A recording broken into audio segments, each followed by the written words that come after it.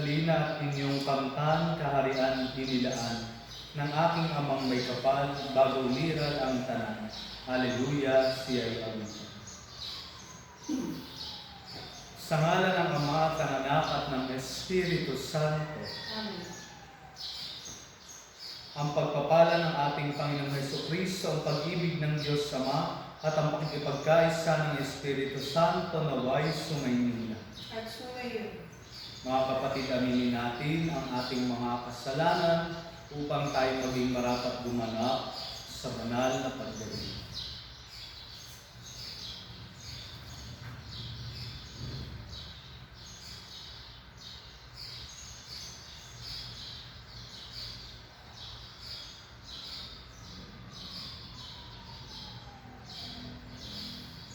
Dasalin natin, inaamin ko sa makapangyarihang Diyos at sa inyo mga kapatid, na lubha kong nagkasala sa isip, sa salita at sa gawa, at sa aking pagkukulang. Kaya sinasamo ko sa mahal na Birheng Maria, sa lahat ng mga anghel at mga banal, at sa inyo mga kapatid, na ako'y panalangin sa Panginoong ating Diyos. Gawaan tayo ng makapangyarihang Diyos, patawarin tayo sa ating mga kasalanan, at patnubayan tayo sa buhay na walang hanggan. Amen. Panginoon, kaawaan mo kami. Panginoon, kaawaan mo. Kristo, kaawaan mo kami. Kristo, kaawaan mo. Panginoon, kaawaan mo kami. Panginoon, kaawaan mo. Papuri sa Diyos sa kaitaasan at sa lupa'y kapayapaan. Sa mga taong pinalulugan niyo. Pinupuri ka namin, dinarangal ka namin, sinasamba ka namin. Ipinagbubunyi ka namin, pinasasalamatan ka namin, dahil sa dakila mong aking kapurihan. Panginoong Diyos, Hari ng langit, Diyos sa mga makapangyarihan sa lahat. Panginoong Hesukristo, buktong na anak, Panginoong Diyos, Kordero ng Diyos, anak ng Ama. Ikaw na nag-aalis ng mga kasalanan ng sanlibutan, maawa ka sa amin. Ikaw na nag-aalis ng mga kasalanan ng sanlibutan, tanggapin mo ang aming kahiling. Ikaw na naluluklok sa kanan ng Ama, maawa ka sa amin. Sapagkat ikaw lamang ang banal, ikaw lamang ang Panginoon.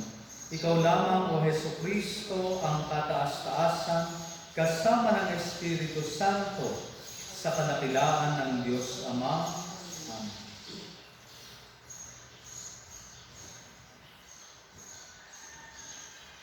Manalangin tayo.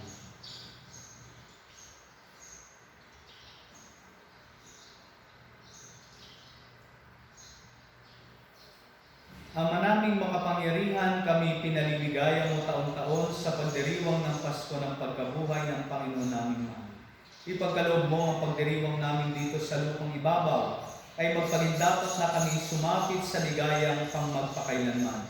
Sa pamagitan ni Hesukristo, kasama ng Espiritu Santo, magpasawalang hanggan. Amen.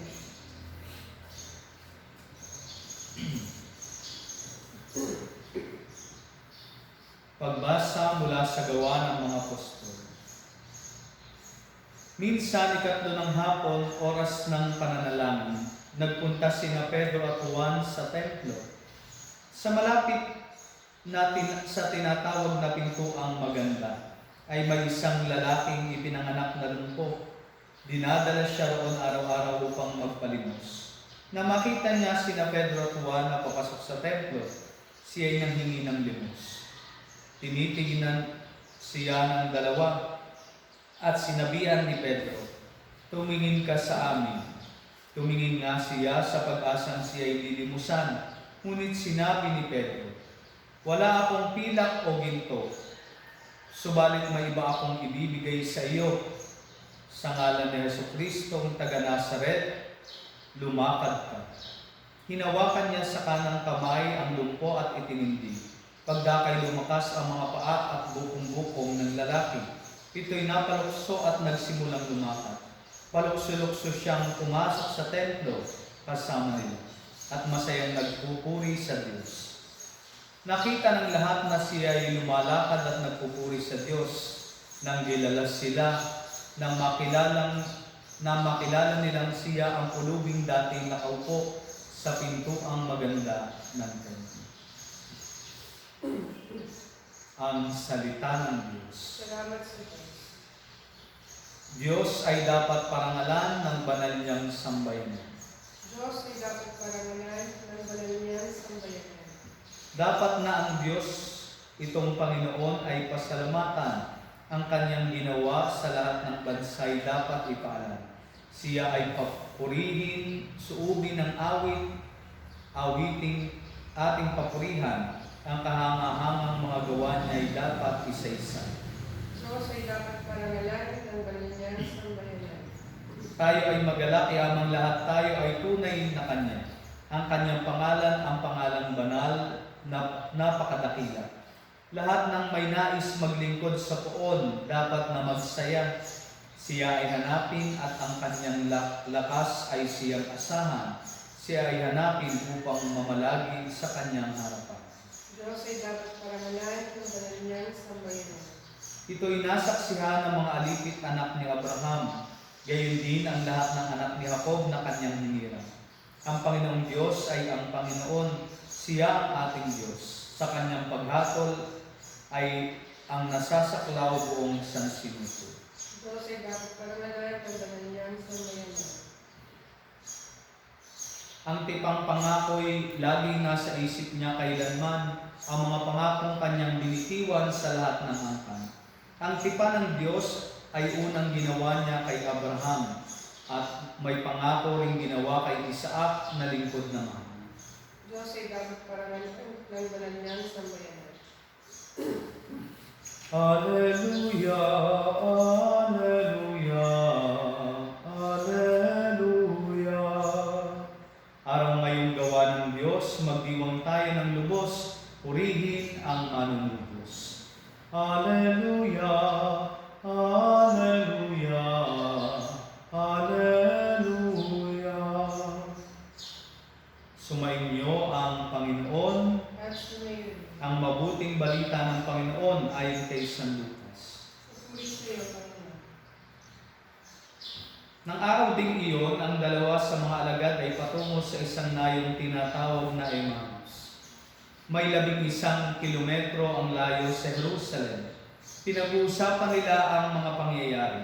Samantalang nag-uusap sila at nagtatanungan, lumapit si Jesus at nakasabay sa kanila. Siya ay nakita nila ngunit hindi nakilala agad. Tinanong sila ni Jesus, ano ba ang pinag-uusapan ninyo? At tumigil silang nalulumbay.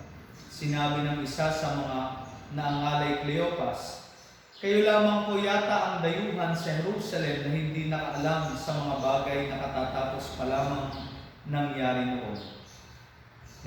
roon. Anong mga bagay? Tanong niya. At sumagot sila, tungkol kay Jesus na taga Nazaret, isang propetang makapangyarihan sa gawa at salita, maging sa harapan ng Diyos at ng mga tao. Isinakdal siya ng aming mga punong saserdote at mga pinuno upang mahatulang mamatay at siya ay pinako sa krus. Siya pa naman ang inaasahan naming magpapalaya sa Israel. Hindi lamang iyan, 3 araw na ngayon mula nang mangyari ito, nabigla kami sa ibinalita ng ilan sa mga babaeng kasamahan namin. Maaga raw silang nagpunta sa libingan at di nila natagpuan ang kanyang bangkay. Nagbalik sila at ang sabi, nakakita raw sila ng isang pangitain. Mga anghel na nagsabing buhay si Jesus. Pumunta rin sa libingan ng ilan sa mga kasama namin at gayon nga ang natagpuan nila. Ngunit hindi nila nakita si Jesus. Sinabi sa kanila ni Jesus, kaya hangal ninyo, ano't hindi ninyo mapaniwalaan ang lahat ng sinasabi ng mga propeta. Hindi ba't ang Mesiyas ay kailangan magbata ng lahat ng ito bago niya kamtan ang kanyang marangal na katayuan? At ipinaliwanag sa kanila ni Jesus ang lahat ng nasasaad sa kasulatan tungkol sa kanyang sarili, simula sa mga aklat ni Moises hanggang sa sinulat ng mga propeta. Malapit na sila sa nayong kanilang patutunguhan at si Jesus ay waring magpapatuloy pa ng lakad. Ngunit siya ay pinakapigil-pigil nila. Tumuloy na kayo rito sa amin, anila, sapagkat palubog na ang araw at dumidilim na. Kaya't sumama nga siya sa kanila. Nang siya'y kasalo na nila sa hapag, dumampot siya ng tinapay at nagpasalamat sa Diyos. Saka pinaghati-hati at ibinigay sa kanila. Nabuksan ang kanilang paningin at nakilala nila si Jesus. Subalit ito'y biglang nawala at nawika nila. Kaya pala gayon ang pakiramdam natin habang tayo kinakausap sa daan at ipinapaliwanag sa atin ang mga kasulatan. Noon di tumindig sila at nagbalik sa Jerusalem. Naratnan nilang nagkakatipon ang 11 at ang ibang mga kasama nila na nag-uusap-usap. Muli nang nabuhay ang Panginoon, napakita kay Simon, at isinalaysay naman ng dalawa ang nangyari sa daan at kung paano nila siyang nakilala ng paghati-hatiin niya ang tinapay. Ang mabuting balita ng Panginoon. Pinupuri ka namin, Panginoon sa Diyos. Magandang umaga po sa ating lahat. Patuloy pa rin ang ating pakikiisa sa pagdiriwang ng ating oktaba ng muling pagkabuhay. At patuloy pa rin ang paanyaya sa atin upang magdasal at maghilay sa ating kanya-kanyang tahanan habang nakikinig at sumusubaybay sa ating misang iniya-upload. Sabi nga po ng isang salawikain, time is gold. Napakahalaga ng oras sapagkat ang oras ay hindi natin kayang bayaran. Ang oras ay hindi na natin kayang ibalik. Ilang minuto ang nakaraan o maging segundo man ito, hindi na natin ito kaya pang maibalik. Ang oras po sa konsepto ng mga Griego ay nasusukat sa dalawang pamamaraan. Ang tinatawag nila na chronos, ito po yung sequential or chronological time. Ito ay nasusukat in a quantitative manner. Segundo, minuto, oras, araw, buwan, linggo. Subalit may isa pa silang patungkol sa pamamaraan ng pagsukat ng oras. At ito yung tinatawag nila na kairos. Kung ang chronos ay sequential or chronological time, ang kairos naman ay ang opportune time, kung saan ito ay napakahalaga at napaka-espesyal sa kanila. Ito naman ay nasusukat in a qualitative manner. Halimbawa, ang iyong kapanganakan ay exactly in a chronos. Alam natin yung day, yung oras, yung minuto, kung ito ba ay araw o gabi, kung ano ang taon. Subalit, yung mismong moment na ikaw ay pinanganak, ang iyong nanay at tatay ay galak na galak at sila ay hindi magkamayaw sa kanilang nararamdaman. That is kairos. Ito po yung oras na nandoon yung kagalakan, yung kasiyahan, yung emosyon, para bang ito ay sumusukat sa eternity. Kaya nga ito ay inihahalin tulad at iniuugnay ng mga Griego sa eternity. Dahil alam nila na sa moment na iyon, kung saan lubos yung ating kagalakan, lubos yung emosyon, hindi natin masukat yung kung gaano ka-espesyal ang pagkakataong iyon. Iyon ang kairos. At mga kapatid, sa ating pong mabuting balita at sa unang pagbasa, ito po ay malinaw na ipinapahayag sa atin. Sa ating makikita, yung kairos is also an opportunity kung saan mararamdaman at makakaugnay natin ang ating Panginoong Diyos. Kaya nga ang kairos na ito, ang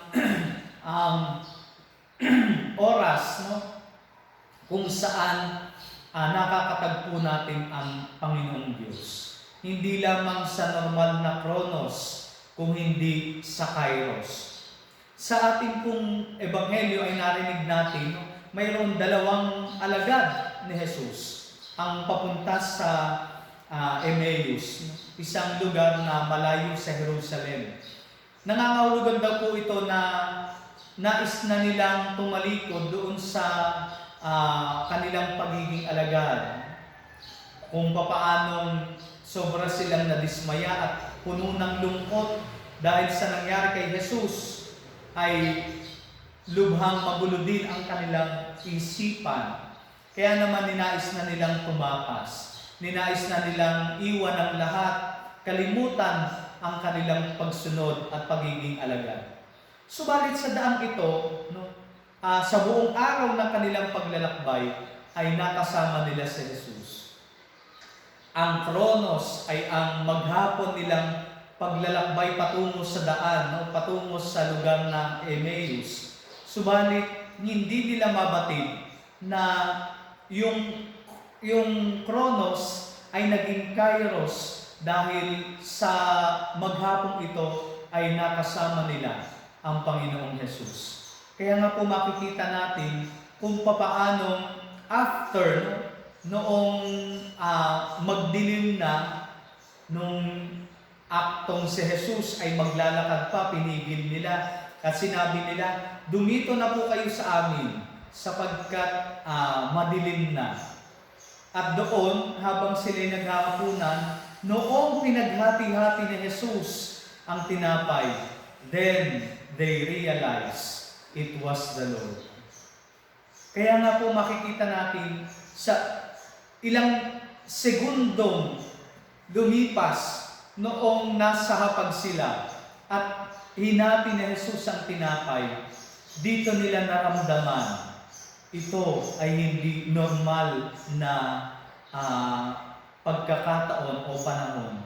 Ito ay panahon kung saan nakasama namin at naramdaman ang presensya ng Diyos. Kaya nga po makikita natin na yung Kairos, it is God's time, na ito ay masusukat natin sa dalawang paraan. Una, we can feel God's presence in that time. We can feel God's presence. At siyempre po, ang ikalawa ay ito yung pagkakataon o it is the time that we can feel the presence of God, and also the time that we are inspired. No? Ito rin yung pagkakataon na tayo ay nagkaroon ng inspirasyon mula sa Diyos. Kaya nga makikita natin sa ating unang pagbasa mula sa mga gawa ng mga apostol, ito rin yung makikita natin, yung interplay ng Kronos and Kairos. Narinig natin na mismong eksakto sinabi doon na sa ikatlo ng hapon, noong araw na iyon, kung saan pumunta si Pedro at si Juan sa templo upang manalangin. Pero sa ikatlo ng hapong iyon, in that Kronos, ay nagkaroon ng Kairos, kung saan pinagaling ni Pedro ang lumpo na simula pa lamang sa kanyang pagsilang ay mayroon ng kapansanan. Kaya nga po makikita natin mga kapatid, na sa ating buhay ay ito rin yung maaari nating makita bilang mga mananampalataya. Siguro po tayong lahat ay nababagot na sa ating tahanan, sa ginawa ng Diyos araw-araw. Para bang ang araw-araw natin ay tila ba pare-pareho lamang. Gigising tayo ng kung anong oras, alas 7, alas 8, matapos nun ay tayo mag-aagahan o kung anong ating gagawin. Para bang nababagot tayo na ang lahat ay Kronos na lamang. Para bang lumilipas ang panahon, ang araw, at parang wala rin itong pinagkaiba sa kahapon.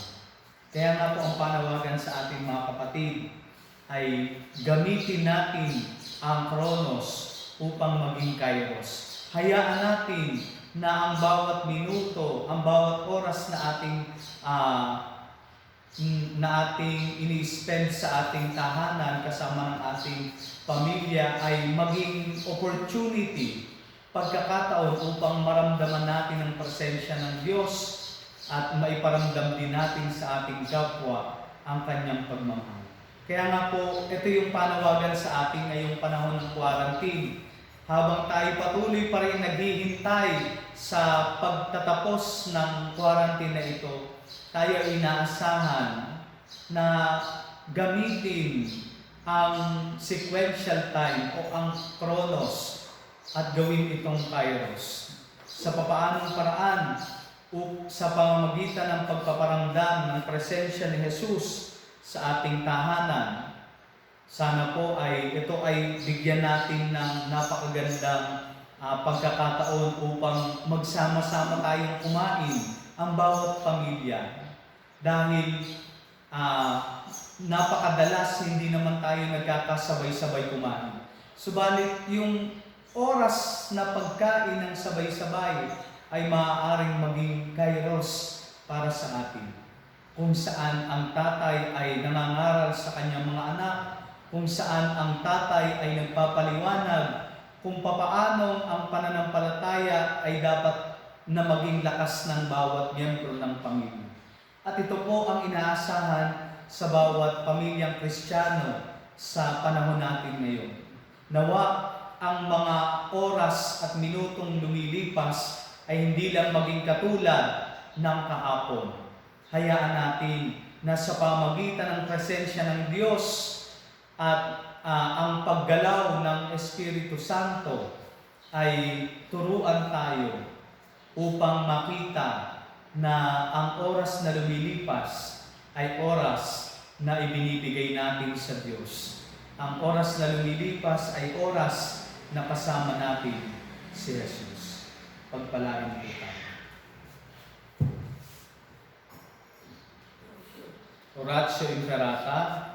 Diyos, Ama namin, lumalapit kami sa iyo para sa aming kahilingan na kami ay iyong proteksyonan laban sa COVID-19 na kumitil na ng maraming buhay at nakaapekto na sa sangkatauhan. Nananalangin kami para sa iyong biyaya para sa mga taong inatasan na pag-aralan ang kalikasan at ang sanhi ng virus na ito. Gayon din upang mapahinto ang patuloy nitong paglaganap. Gabayan mo po ang mga inaatasang mga laga sa kalusugan na kanila nawang magampanan ang kanilang tungkulin ng buong husay at may malasakit. Gabayan mo po ang mga kawani ng pamahalaan at ang mga nasa pribadong institusyon sa kanilang paghanap ng lunas upang masugpo ang pandemya nito. Ipinapanalangin namin ang lahat ng mga naapektuhan, nawa ay hilungin mo po ang kanilang karamdaman. Ipagkaloob mo po nawa sa amin ang iyong biyaya upang kami ay patuloy na makagawa ng kabutihan para sa lahat at makatulong sa lahat ng mga nangangailangan. Ipinapanalangin po namin ito sa pamagitan ng aming Panginoong Hesukristo, iyong anak, na nabubuhay at naghahari kasama ng Espiritu Santo, magpasawalang hanggan. Amen. Maria, aming inaatulong ng mga Kristiyano, Panalangin mo kami. San Rafael Arcangel, Panalangin mo kami. San Roque, Panalangin mo kami. San Lorenzo Luis, Panalangin mo kami. San Pedro Calungsod. Panalangin mo kami.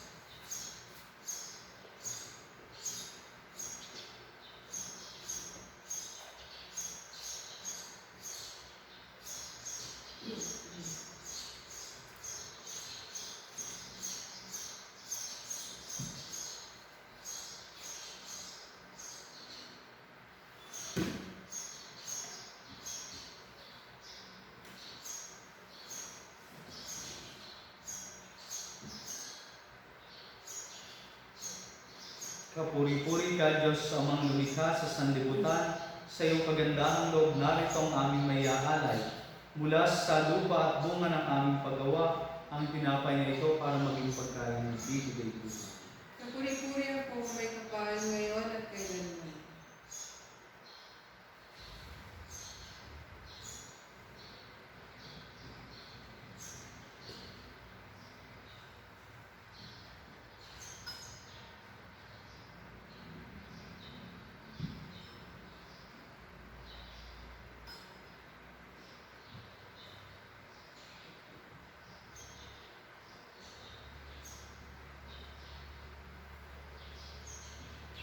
Kapuri-puri ka, Diyos, sa mga lumikha sa sanlibutan. Sa iyong kagandahang loob, narito ang aming maiaalay. Mula sa katas ng ubas at bunga ng aming paggawa. Ang alak na ito para maging bibigay ng iyong Espiritu. Kapuri-puri ang poong may kapal, ngayon at kailanman.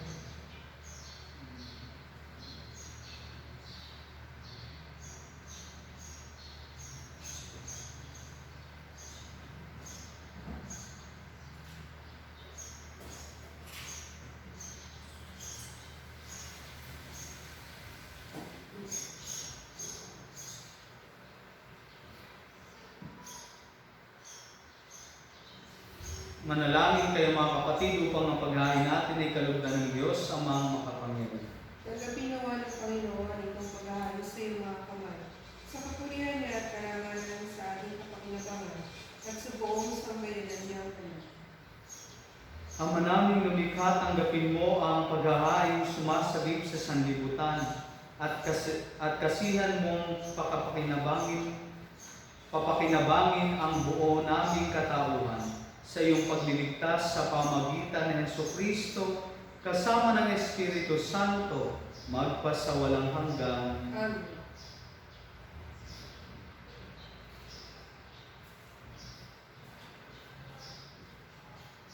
Sumainyo ang Panginoon. At sumayon, Itaas sa Diyos ang inyong puso at diwa. tinaasan namin sa Panginoon. Pasalamatan natin ang Panginoong ating Diyos. Marapat na siya ay kasalamatan.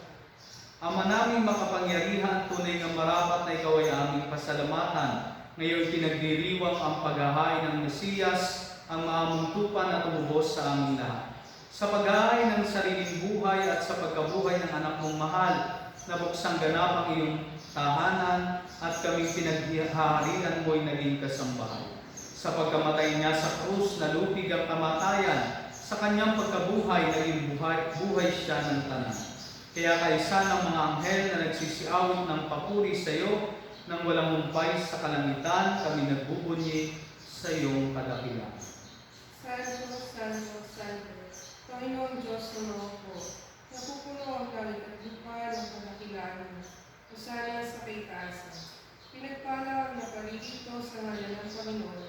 Hosana sa kaitaasan.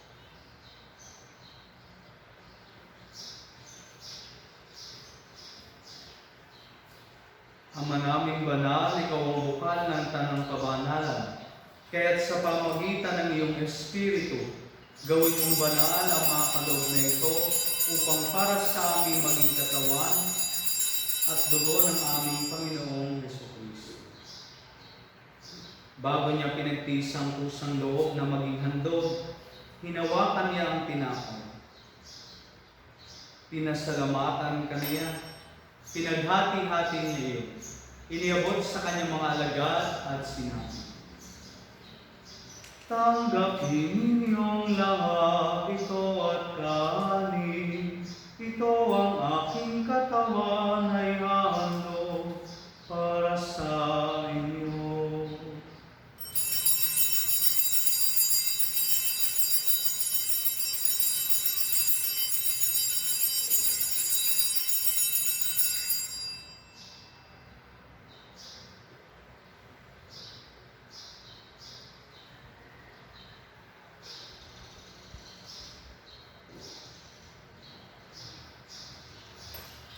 Gayun din naman nung matapos ang hapunan, hinawakan niya ang kalis.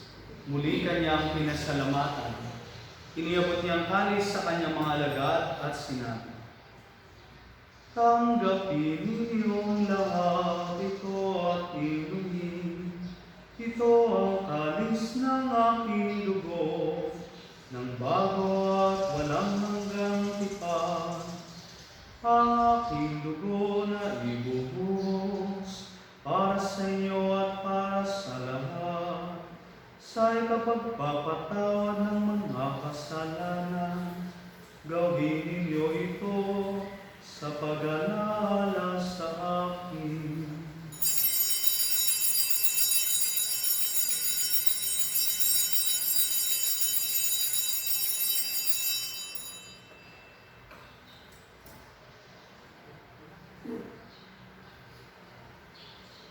Pagbunyi natin ang misteryo ng pananampalataya. Si Kristo'y namatay, si Kristo'y nabuhay. Si Kristo'y babalik sa wakas ng panahon. Ama, ginagawa namin ngayon ang pag-alala sa pagkamatay at muling pagkabuhay ng iyong anak. Kaya iniaalay namin sa iyo ang tinapay na nagbibigay buhay at ang kalis na nagkakaloob ng kaligtasan. Kami nagpapasalamat dahil kami yung minarapat na tumayo sa harap mo para maglingkod sa iyo. Isinasamo namin kami magsasalo-salo sa katawan at dugo ni Kristo ay mabulod sa pagkakaisa sa pamagitan ng Espiritu Santo. Ama, lingapin mo ang iyong simbahang laganap sa buong daigdig. Puspusin mo kami sa pag-ibig. Kaysa ni Francisco na aming Papa, ni Buenaventura na aming Obispo at ng Tanang Kaparian. Alalahanin mo rin ang mga kapatid naming nahimlay na may pag-asang sila'y muling mabubuhay, gayon din ang lahat ng mga pumahay.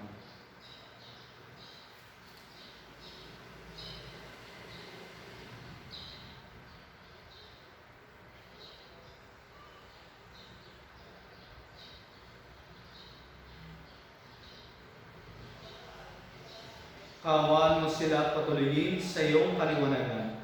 Kaawaan mo at pagindapatin kaming lahat na makasalo sa iyong buhay na walang wakas. Kaysa ng mahal na Birheng Maria, ang ina ng Diyos.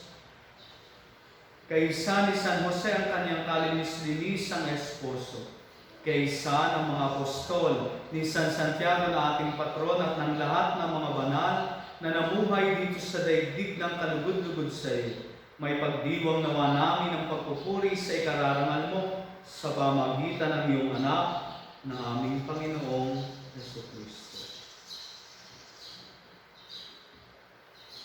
Sa pamagitan ni Kristo, kasama niya at sa Kanya, ang lahat ng parangal at papuri ay sa iyo, Diyos amang makapangyarihan, kasama ng Espiritu Santo, magpa sa walang hanggan. Amen.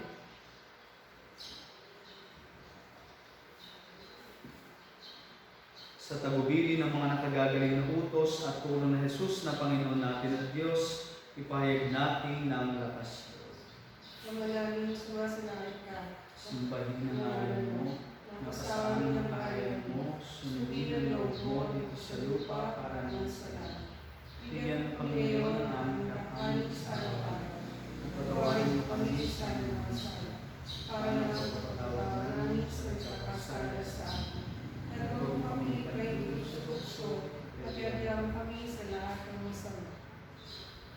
Hinihiling namin kami adya sa lahat ng masama, pagkalooban ng kapayapaan araw-araw, iligtas sa kasalanan at ilayo sa lahat ng kapahamakan.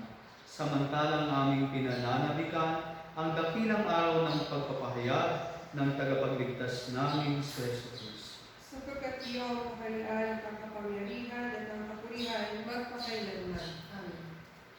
Panginoong Jesucristo, sinabi mo sa iyong mga apostol, kapayapaan ang iniiwan ko sa inyo. Ang aking kapayapaan ang ibinibigay ko sa inyo. Tunghayan mo ang aming pananampalataya at huwag ang aming mga pagkakasala. Pagkalooban mo kami ng kapayapaan at pagkakaisa ayon sa iyong kalooban. Kasama ng Espiritu Santo, magpasawalang hanggan. Amen. Ang kapayapaan ng Panginoon ay laging sumainyo. At sumayo. Magbigay kayo ng kapayapaan sa isa't isa.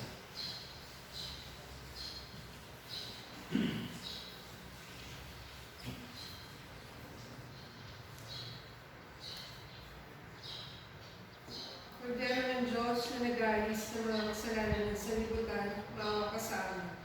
Kordero ng Diyos na nag-alis ng mga kasalanan ng sanlibutan, maawa ka sa amin. Kordero ng Diyos na nag-alis ng mga kasalanan ng sanlibutan, ipagkaloob mo sa amin ng kapayapaan.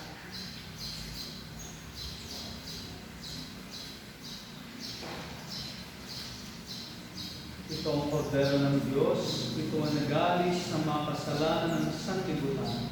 Mapalad ang mga inanyayahan sa Kanya. Panginoon, hindi ako dapat na magpatuloy sa iyo, ngunit sa isang salita mo lamang ay gagaling na ako.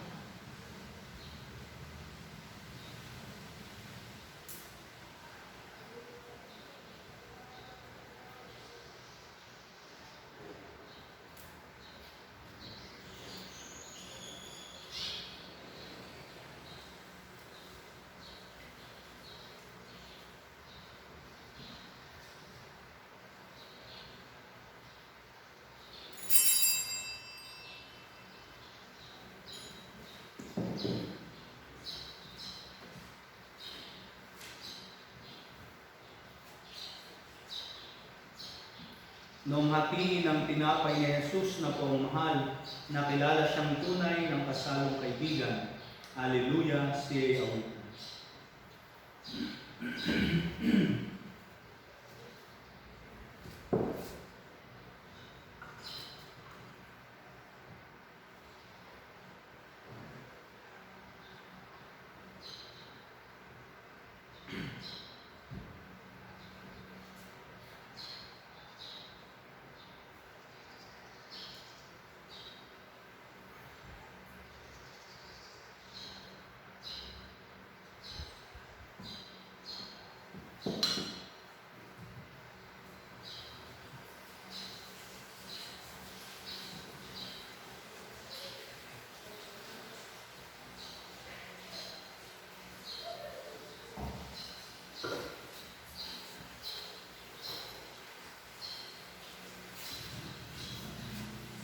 manalangin tayo.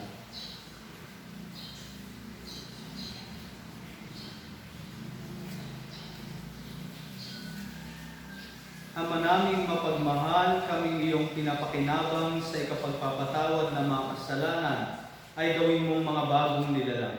Pakundangan sa pagtanggap namin sa sakramentong banal ng iyong anak na tagapamagitan, kasama ng Espiritu Santo magpasawalang hanggan. Amen. Sumainyo ang Panginoon At sumayo. at away pagpalain kayo ng ating dakila at makapangyarihang Diyos, ang Ama at Anak at Espiritu Santo. Amen. Ang misa ay naialay na, humayo kayo sa kapayapaan ni Kristo. Alleluia, alleluia. Salamat sa Diyos. Alleluia,